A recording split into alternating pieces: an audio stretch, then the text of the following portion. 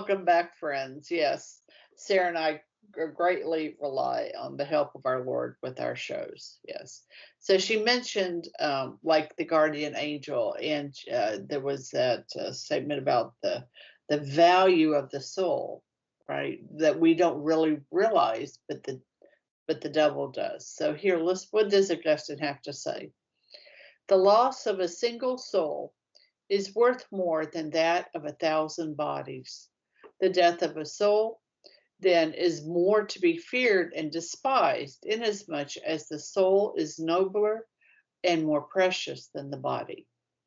The devil knows how precious the soul is, and so he assails the dying person with the greatest of temptations in order to secure his eternal damnation. Hence, it is of the utmost importance for the dying person to tend carefully to a soul, so it will not perish at the time of his death. Gregory the Great says, whoever bears in mind his end rouses himself to doing good works. The time to prepare for death is while one is living. Yeah, absolutely. Yeah, and I like you had said before, it's a not really a selfishness per se to recognize. I think it's a truth to recognize that the closer that you live to the will of God, the happier that you'll be. But I think that we have to be willing to recognize that, I don't know how to articulate it, but that the best plan for a good and holy life is the life that is full of grace. There cannot be any, so to more closely ally yourself to God's will is that point of happiness. And it's so interesting because, and I think particularly maybe in America or maybe in modernist Europe, we have truly destroyed the truth of liberty, right? Because we think that liberty proceeds, like, because we say that God made us, right, with free will, that we have somehow twisted that to believe that that means that we can do whatever we want. But that is not, in fact, true. God gives us the ability to make the decision between good and evil, and then strongly advises us to choose good, right? Because he knows that evil will never, it's always going to cost someone something. And we have forgotten what a great cost our freedom before God was. And it was paid by Christ on Calvary, right? And even like the crossless, the corpusless Christ, the corpusless cross has removed Jesus as the mediator. I think it's kind of funny, right? A little bit of an irony that the Protestants are all about Christ as the sole mediator, and yet their crosses are devoid of his body, right? It was that cost. It was his body on the cross, not just the cross. I mean, how many men died on a cross before our Lord? How many men died on a cross after our Lord? None of them secured our liberty because they were all paying for their own crimes. But only our Lord paid for the price that is associated with us choosing evil. And so I think that if we can get to the point where we can recognize that, like I said before, living the good life is simply doing the next good thing. What presents itself to you as the next good choice? And to do that, to really live a life of goodness and beauty and truth, to always be seeking those things, so many more people would be so much more happy. And then they wouldn't worry about death so much because it wouldn't have such a stranglehold on them. That's right. And I'm so glad you brought up the crucifixion. What our Lord wrought. So this is, I think, a doctor at Calvary by Pierre Barbet, a medical doctor. written in the 40s. It's some I consider kind of the grandfather of them all.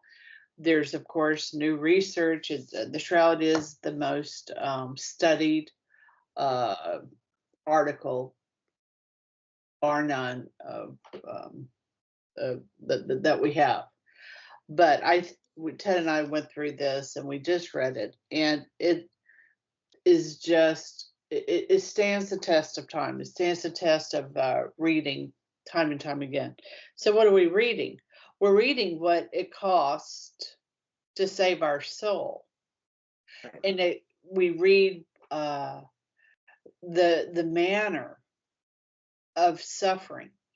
And if we recall Saint Faustina talking to those who are suffering to look at a crucifix, and I always have found that to be kind of odd, that to alleviate suffering, we're looking at suffering. That seems like it's kind of contradictory. But the truth of the matter is, when we see what our Lord suffered, and that is the greatest suffering, bar none. I know we have a lot of suffering. We have the suffering with the children. We have suffering of this thing and that thing. The suffering of a totally innocent man, born for our,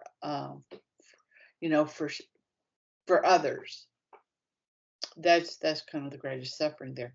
And so when we read something like this, and you might be struggling with some difficulty, and you see what our Lord went through, then you'll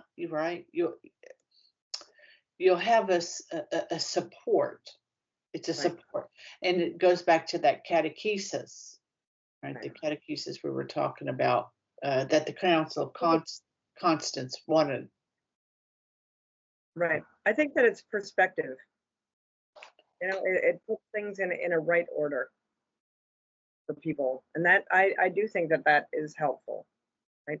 A friend of mine went through very tragic circumstances, and one of her daughters passed away, and I remember at the funeral, her eyes would vacillate. They would go back and forth between the casket and the cross, and the casket and the cross. And I found that profoundly beautiful, right? Because that's the life of truth, right? That it took that cost to make the fact that she had to bury her daughter like acceptable, or not. I mean, like, not endurable, I guess, is better, because it's a profound hope. Because as Catholics, for somebody who's not acquainted with the crucifix, right, it could look very, very gruesome and very, very. I'm sure that many people, particularly outside of the Christian tradition, look at that and find it almost, well, it is a scandal, right? I mean, it's scandalous to see a man on a cross. But when you know the story of Christ, even, going back to your reference point before, when you were talking about that dialogue between Jordan Peterson and Elon Musk, considering himself somewhat of a cultural Christian, where he recognizes that the teachings of Christ are good. And when you can come to understand, I mean, even if you only saw him as a good man, you have to be inspired by the fact that he lived a very holy and pious life. He did good things the entire time that he was alive, and his last greatest action was to die as an innocent man. Like, even if that's it, even if that's the end of the story, we tell less. We've been telling stories about Achilles and Patroclus and, all these stories for years. So there's a lot to be discovered in that cross, even if you don't have faith. But the beauty of that cross is that he rose. And so for any person who looks upon that cross in good faith, be it a natural faith or a supernatural faith, our Lord is not going to be able to fail to move to the assistance of that person who sees him and recognizes in him goodness. And I think that there is some hope there. Oh, lots of hope. Yes. All right, friends, let's pick up with another quote from Brother Columba's book in the next episode. Till then, my friends, fides et ratio.